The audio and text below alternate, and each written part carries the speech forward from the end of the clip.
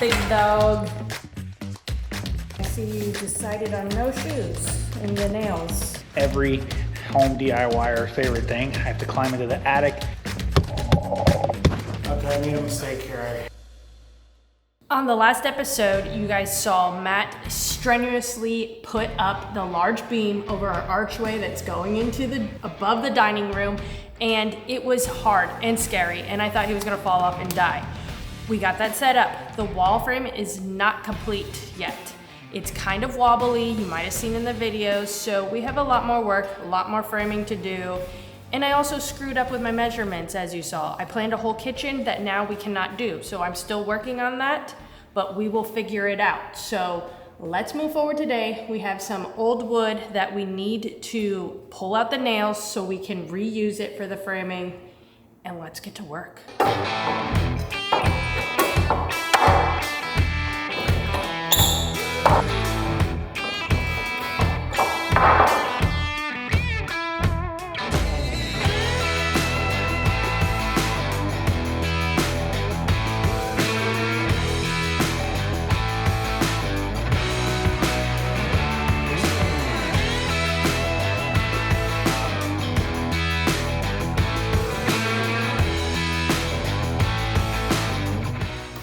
How's it going on your board ripping? I see you decided on no shoes in the nails, so stop doing that. If you don't wear shoes, you can feel all the nails on your feet, which makes you tougher. I'm reading a book about like pressure points on your feet and how it can change your life, make you healthier and stuff. So that's what I tried to do. No, you're not. Yeah, in the natural realm of the world, we were always walking and we were feeling the stones in our feet, and it aligned our chakras and stuff. Are you becoming one of those barefoot people? Yeah. I mean, you already are pretty barefoot most of the time. Yeah, I'm Alabama barefoot. I got Bama feet. You know, my family's from that red clay in Alabama, and I can run, like I said, full speed on a gravel road. So, I like this. It's working, but I get one that goes inside, gets to the soft meat every now and again. But that's just life. If we're not here on this earth to feel the surroundings around us, what are we even here for?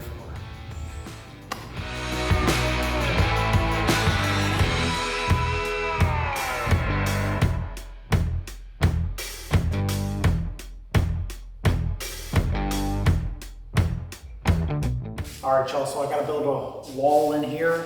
Kristen's got a sick door idea that's going in here, so she's like, don't do that so we know exactly how big the door is going to be. And I said, woman, we haven't ordered it yet. Exactly. We're looking at a bunch of different kinds. So I said, what I can do, Chris, is I can just frame this wall in, and all we got to do is take out a stud or two when it's time to go, and it'll help me shore this up. It'll give me another 90 in there to make sure everything's solid. So I'm going to frame this wall in, which is just 2x4s of our old lumber. Basically, we took that old wall and just cranked it over this way, but I got to get all this stuff out of my way so that I can have a nice clean workspace.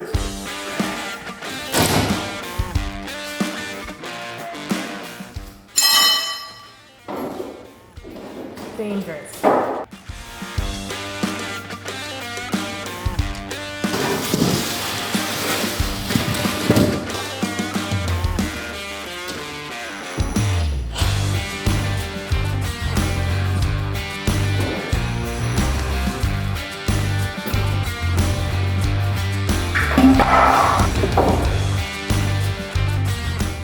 Before y'all yell at me for putting a wall in, well, you see my air handler return here.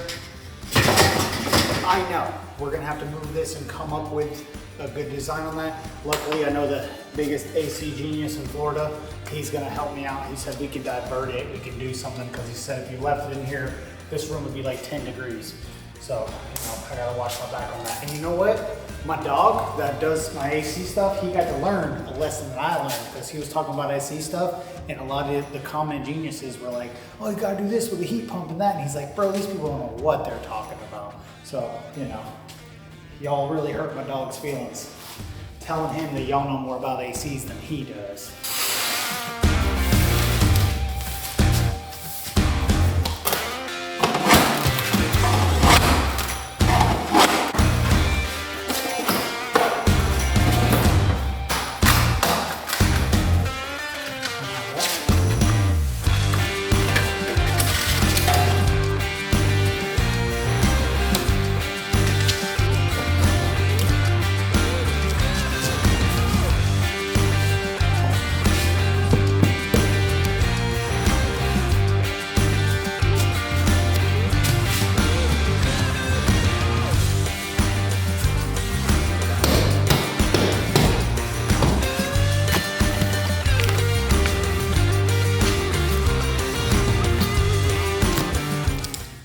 Y'all see how good I was with my tappy? Right in the middle of that stud.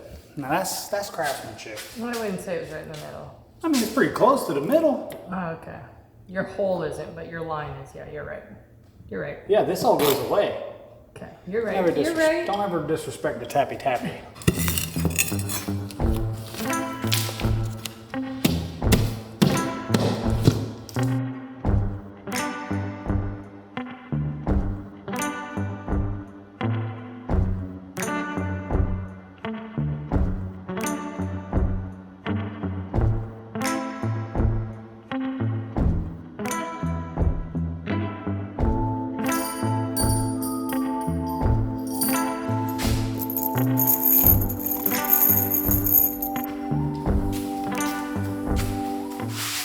Okay, now that I've removed the drywall on each side, I will be able to connect to this new wall into the existing framing, which will help suck everything together and make it super strong. Because this wall ain't got nothing really going. So between tightening it up to these walls and then taking them to the trusses, it's gonna make everything rock solid.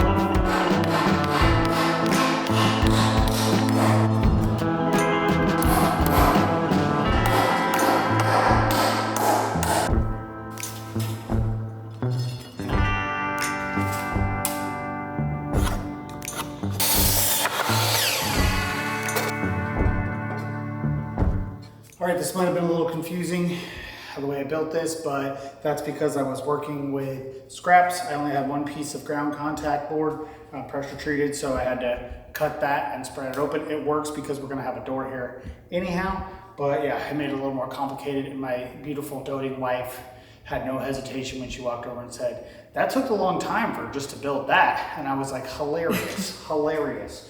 But yeah, so it's ready to go up now. We're gonna tack it in, get her all trued up. Here it goes. It's going up, big dog.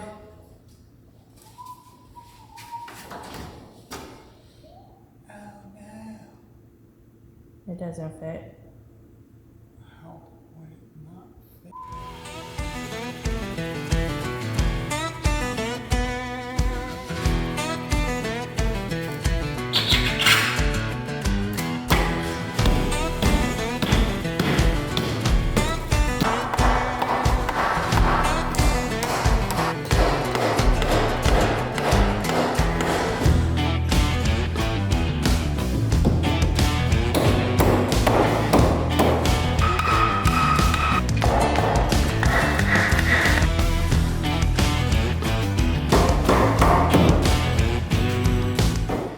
So you guys might be looking at this column coming down and say, "Matt, there's a little bit of a gap there. I don't know if that's quite industry standard. I don't know if that's gonna leave you wanting." And you are 100% correct. But what this was a way for me to integrate Kristen's design. She wants the wall going all the way to the vaulted 13-foot ceilings here, probably a little more than 13, probably 14 feet. So she wanted them going all the way up. The way that I'm going to incorporate the wall into here is running a beam like piece like this all the way across, connected to the trusses, and then I'm going to be able to come down. This allowed me to figure out the angle and test it before I cut a bunch of lumber and I crawled up here and things weren't exactly right. I was able to set this up between my laser level and my old 4-foot level, and everything lines up perfectly once you pull that up. So these are gonna be plumb, perfectly lined up. When that big drywall goes in, you're not gonna have a bunch of wobbles in and out looking crazy. This was a little bit more work, but it makes me confident and it makes Kristen confident in what we're doing, so we're not wasting materials and we can both move forward as husband and wife happily.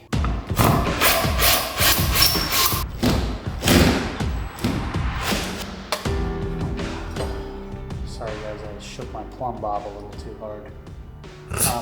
So to figure out the angle of the ceiling, I climbed up there, and since I already had some wood cut, I just went to the corner with a 90 and just made a template. I didn't even worry about the angle. I just assumed if it fits on both sides, it's gonna fit relatively in the middle just fine.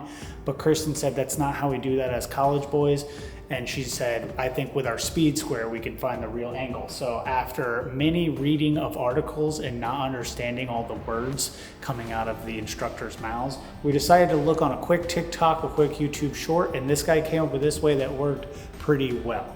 What he said was you get a plumb bob. He said you can just pretend this is the angle of your ceiling. Yeah, pretend this is the angle of the ceiling, your pitch or whatever that's called. He said you slide this bad boy down. Oh, no, not that way, this way. This way, like a good boy. Or your pivot corner. Pivot corner on the top thing, the other thing hanging straight down. And you slide it down until the pivot point hits your plumb line. And then you follow that down to where you see where the line intersects. This angle would intersect at 14. So you run a Point to 14. This would be 14 right here. So at 14, you flip this over and it says 14 is a 49.5 degree angle. So then we go set our miter saw to 49.5 degrees. We slice it and then it fits in here just right. So I have to do my favorite thing. Every home DIYer favorite thing. I have to climb into the attic and figure out where my trusses are so that I can tie into those.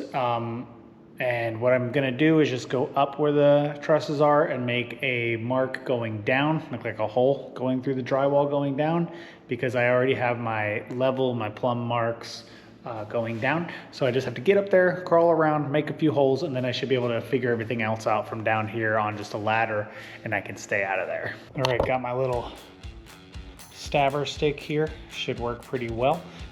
Here we go. Up to the super hot hell of the attic. Go ahead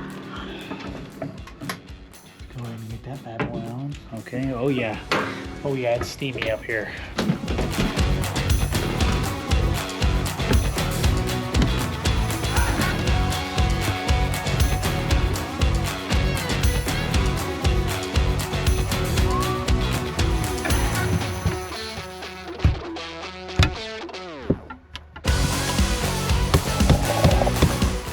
Better this time. Just kind of guessing where it's going to go best I can.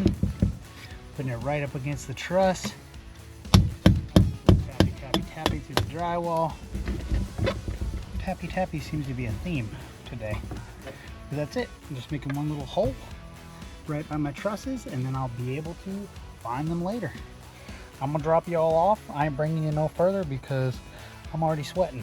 So I'm going to get these 8 or 9 holes done, and I'm getting back to the air conditioning.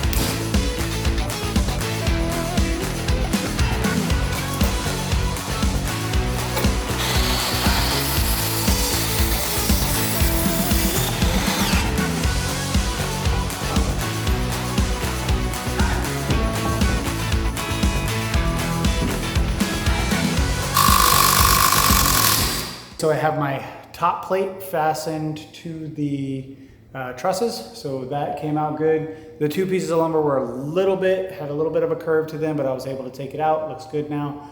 Those sucked up really nice. And now I just have to cut my studs.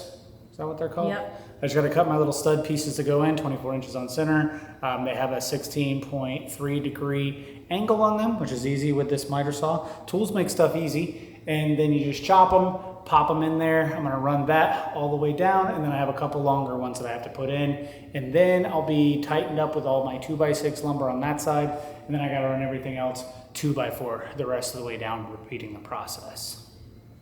That's a lot of work. It's easy.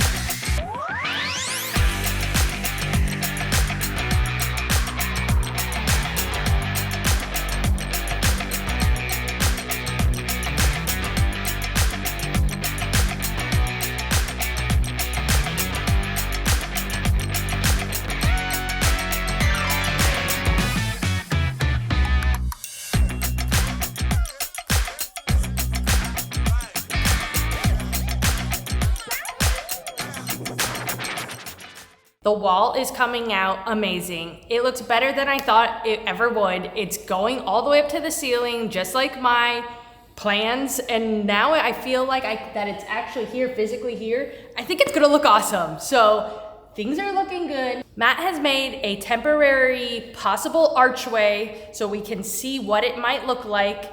And I'm pretty excited. We don't wanna do big rounded archways because those are kind of trending right now, and I don't want it to date the house. So we think a more modern look is, I don't know the name of this type of archway, but you'll see. It's gonna go straight up on the sides and then have kind of a corner and then round. So let's see what that looks like. Yeah, okay, so when Kristen says I made it, I didn't really make it. I just took an old trim board that I did with flex over that gap, and I just screwed it up in the middle and then took it down even on both sides. We do kind of like it. The one thing we're considering is moving this wall back a little bit more. With that old divider wall that was here, it did break up the natural light quite a bit. As you can see now, coming through this window, it cascades all the way through to about 75% of the space, and that was what was important with the design, was incorporating all of the natural light that we could. The back porch has like an overhang on it, so it doesn't come in super thick that way. So this window is very crucial for getting as much light in as possible, and I think we have accomplished that. Like I said, the only note would be maybe moving that back, and because this is wider, I'm not sure with this one here, because it's shorter, how we're gonna match the arches, or if they're going to be the same angle, if they're gonna look right and match up. But I think they'll work really well. I think that looks really nice, and that'll be clean. And even 60 years from now, this particular archway will still be eye-catching and add a nice flow to the room. All right, so now I'm going to continue with the framing because I have to take the entirety of the wall up. The rest is 2x4s, so it should go a little bit quicker, less holding weight over my head. And we're gonna knock that out and get that done. So hopefully soon we are ready to start hanging drywall and really seeing the vision come to life.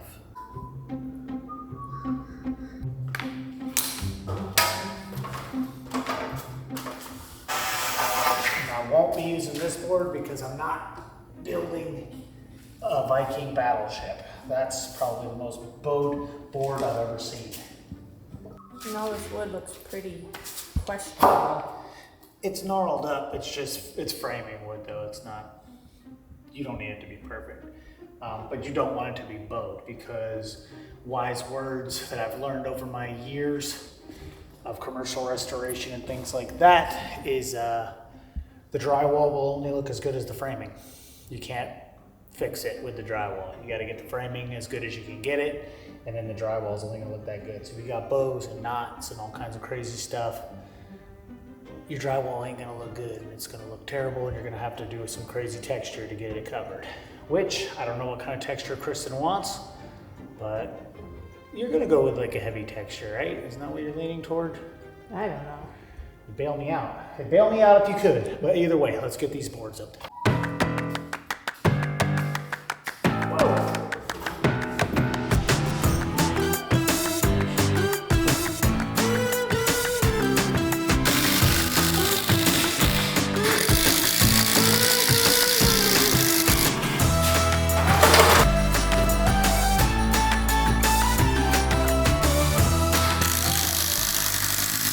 Okay, I made a mistake here. I shot my marks and I went like this. And I was like, oh, awesome, perfectly level.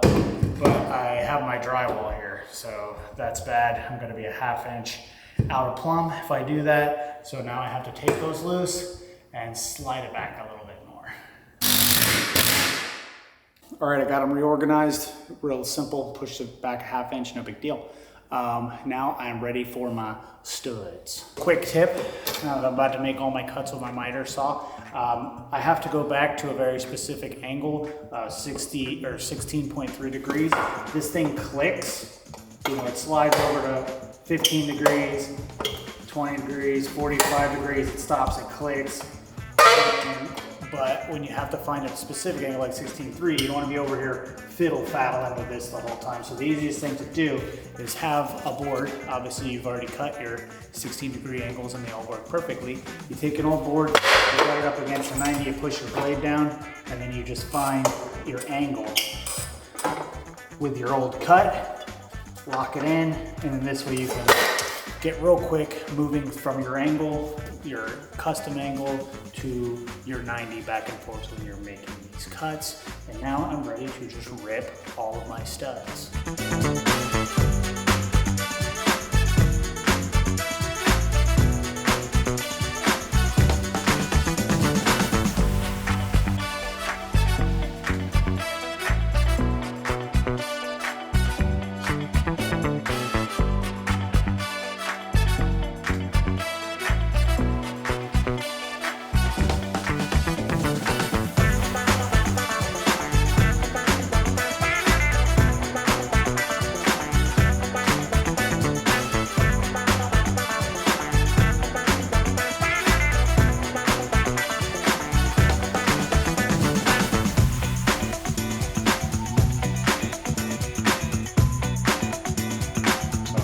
Kristen has dipped off to take care of the baby, and what I'm supposed to be doing, this is fun part of husband and wife retreat. I'm supposed to be framing in the rest of that up there, but she said, you got to do mat cam. She was cracking the whip on me, boys. She was like, you got to do mat cam. I'm watching the baby mat cam to the max. And I said, okay, honey, I can do it for you. But all I have is this little sucky tripod and it doesn't work and everything I do rattles. So it makes this thing fall off. So what I'm going to do is take this old clamp that I haven't been using and I'm going to use this bottom to make a GoPro mount, and it's gonna be sick. So I'm gonna do a side project here while the old wifey ain't looking. I'm gonna sneak off and get busy with my sick tools. I've been wanting to use that drill press, ain't been able to, but I'm gonna go do it now. Okay, so I think if I drill a hole through this piece of metal, I can then put this nut through it, this bolt in a nut, and then I can attach my GoPro to it, and then I can angular all different sorts of devices. This is going to be life-changing for not only me, for you. It's going to be a more spectacular story. This is my old trusty all-trade 5-speed drill press. I don't know how to change the speeds, so if y'all can help me out, any of you old timers know how to change the speeds on this bad boy. I just get 1 speed, but it's all good. It's got a magnet on the top for my chuck. I'm gonna go ahead and change my bit, get this thing going, and get this thing drilled out and ripping.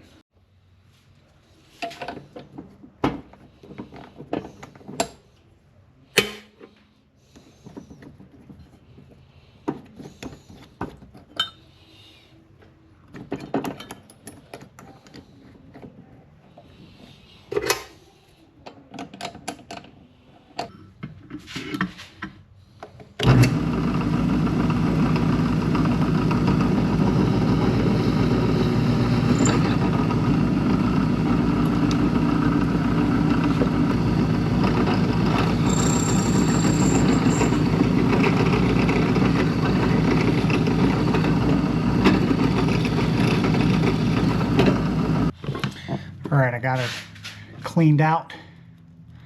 Had to widen up that hole with that little plastic peg in it just a little bit. And now she fits just like a glove. Tighten this little nut down. Now it's gonna be the moment of truth. We gotta take her out there. I gotta switch cameras so I can camera the camera. All right, ladies and gentlemen, look at the glory that is a real man's GoPro mount. And we got all this swivel action up here, tilted side to side. I can literally mount this almost anywhere. Beautiful work by me. Great job, Matt. You killed it. And you know what? It's gonna make life so much easier and just so much more fun.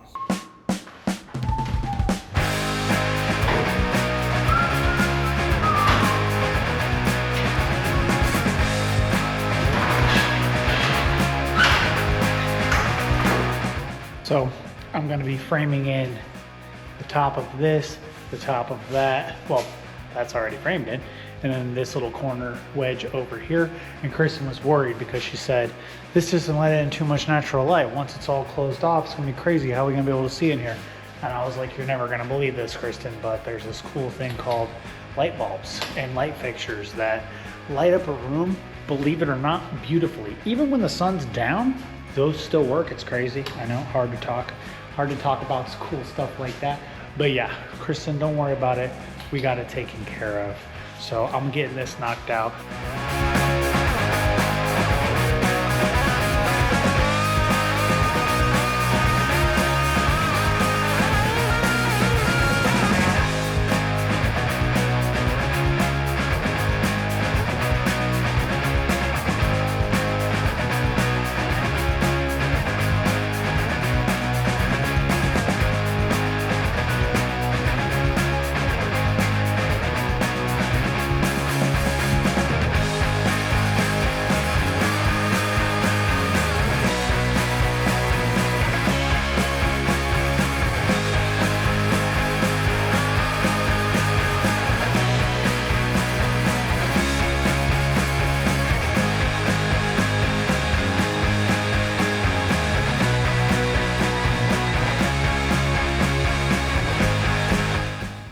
All right, guys. Unfortunately, Matt did not have the wood to finish that section of the wall. I have enough scrap 2x4s to finish that particular one. I only have like another 1 foot of linear lumber to do. I have the 2x4s.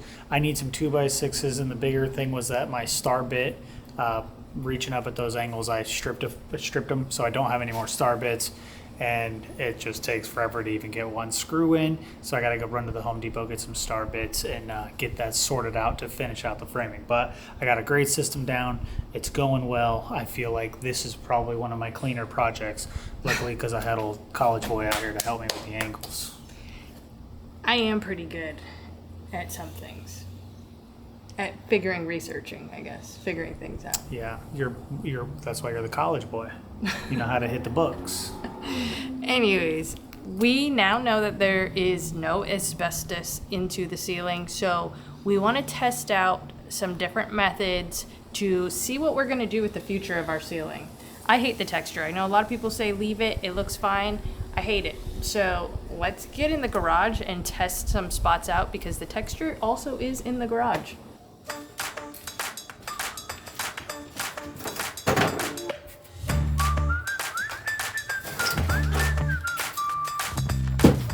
Okay, so I have a couple of options here. One, I can leave it, not an option for Kristen. She says no. Two, you can knock it down as best as you can and take away the sharp texture and you leave a duller texture, that's okay. Number three, you could sand it down as smooth as possible.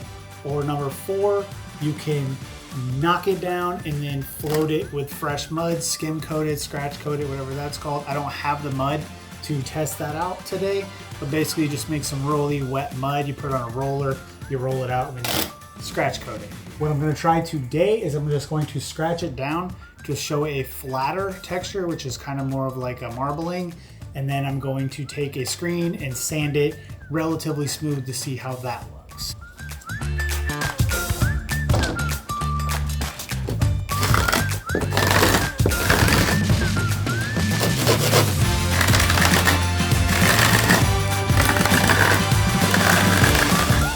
All right, tougher creeper time.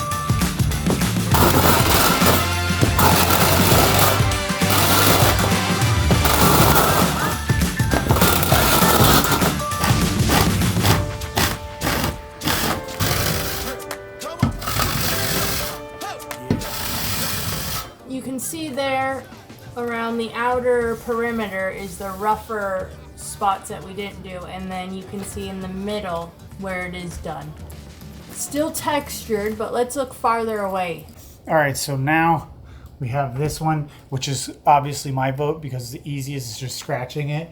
And you could take it down quite a bit and It still. just gives Spider-Man vibes. It gives Spider-Man, to me, it gives like the facial texture of Freddy Krueger. But when you're looking like down, like the whole thing, this doesn't jump out at you like this texture does. This texture catches the light. This doesn't catch it as much. So like this goes like rah as soon as you walk in the house from every angle. This you have to get right under and stare at it directly to even see that there is a texture. So it's not as bad, but it's not loved either. Now I'm going to come back to here and I'm going to sand it as best I can and show us a nice side by side.